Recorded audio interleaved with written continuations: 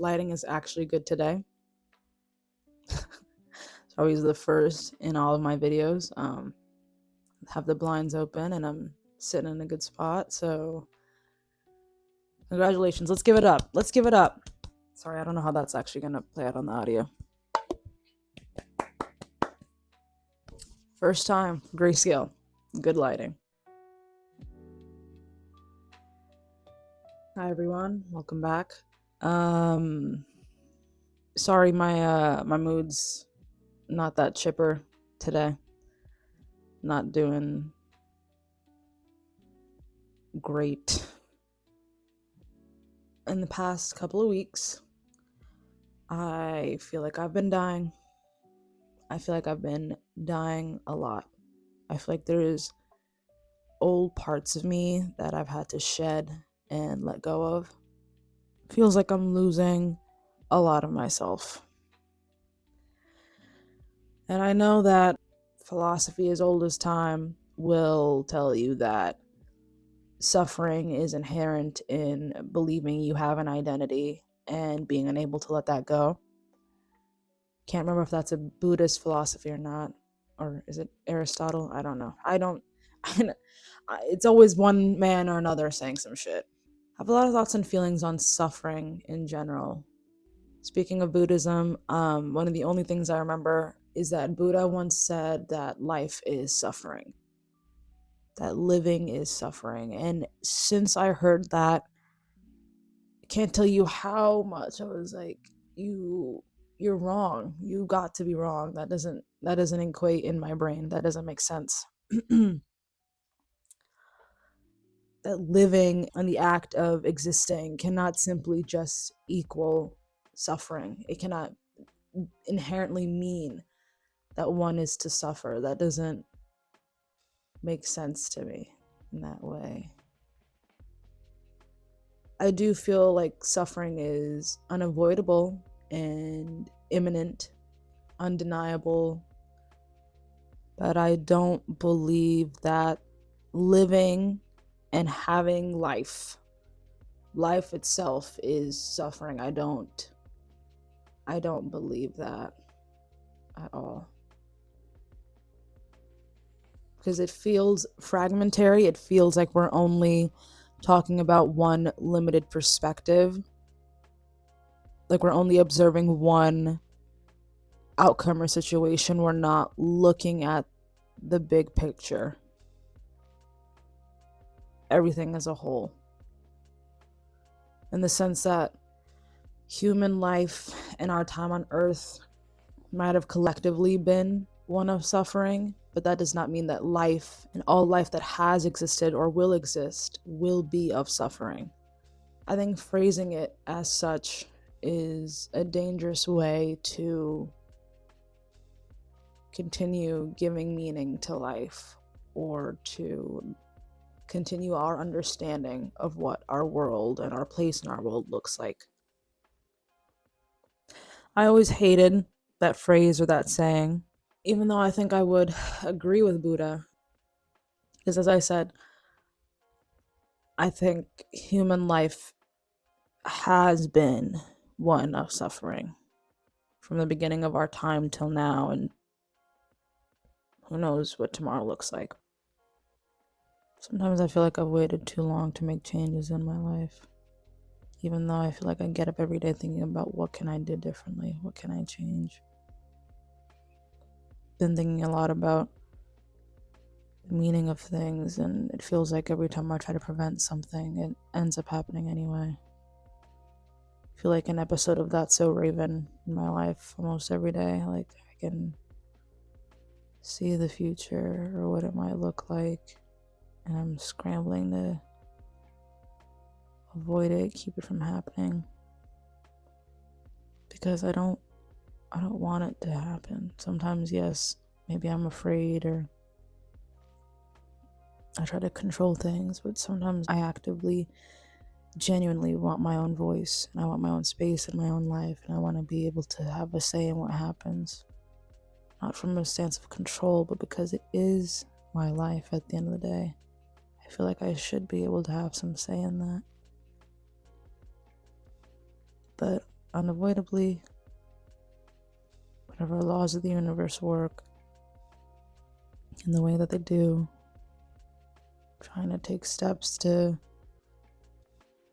change the very thing I don't want to happen ends up happening anyway. So what choice am I left with? What choice do I make to just move, to grow, to get up?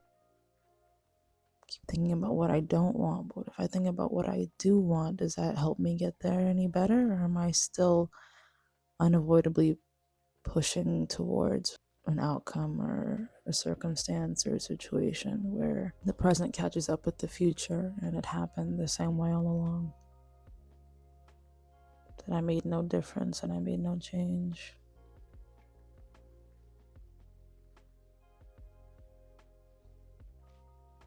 I'm not afraid of death.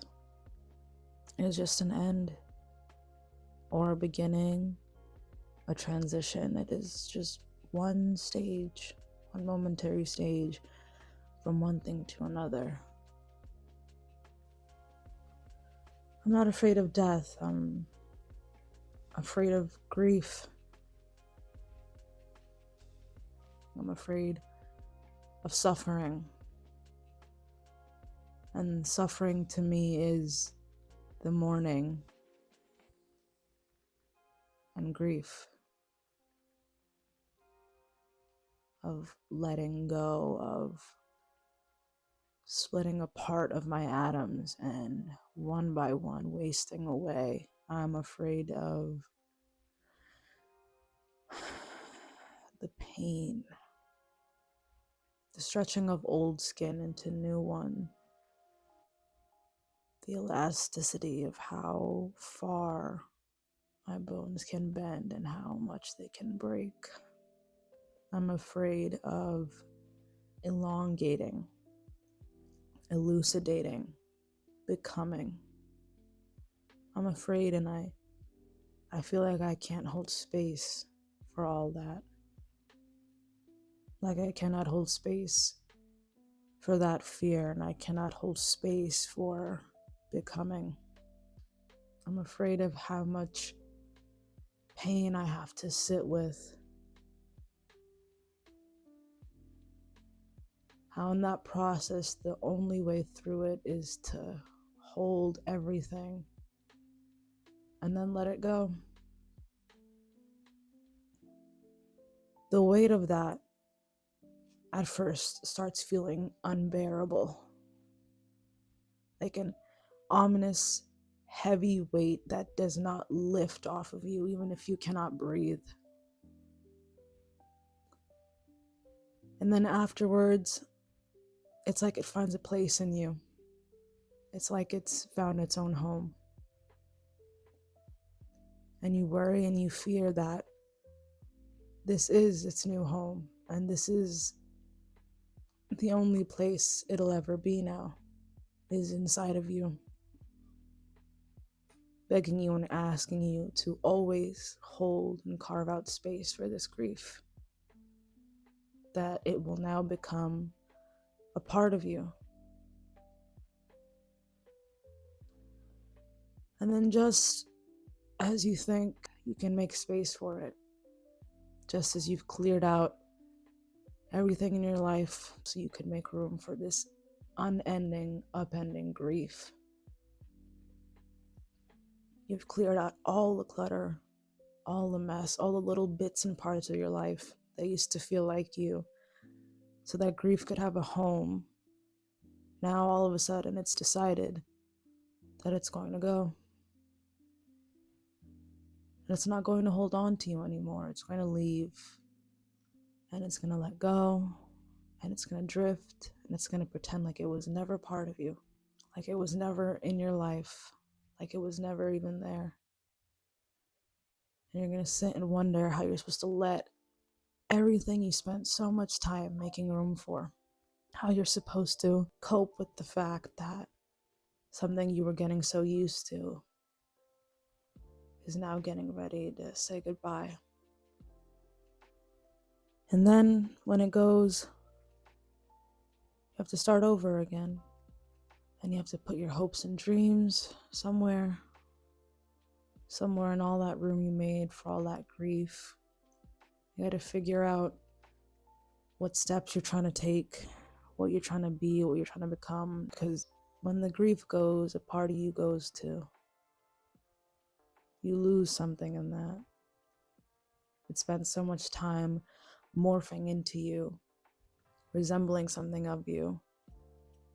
You mourn for the piece of you that it was, and you have to find something to take over all of that empty space. I'm not afraid of death. I'm afraid of letting go of everything I worked so hard to keep. I'm afraid of letting go of what feels like should be the meaning in my life. Feel afraid of letting go of my values and my morals and what I feel like makes me me, of what holds me together. I'm not afraid of coming apart. I'm not afraid of coming together. I'm not afraid of the breaking and the building of new foundation, of becoming something new or becoming whole. I'm afraid of the feeling that lies in the splitting apart. The feeling like something is lost or something is being given away. That something will not be found again. That through all this death and dying and rebirthing and suffering and becoming, that I cannot get back to what I used to be. There is this unexplainable, inexplicable thing that is there in that suffering, in that grieving, in that dying out.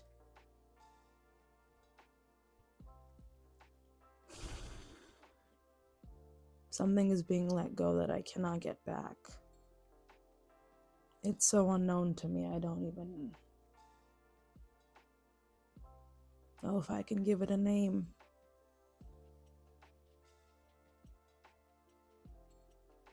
I just know that it feels like dying.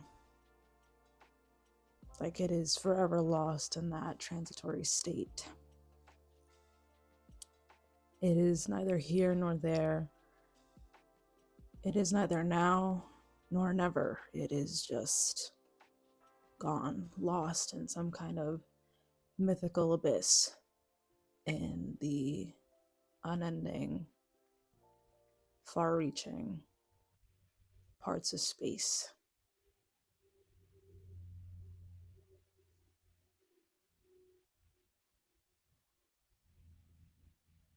That my limbs cannot stretch into light years to reach.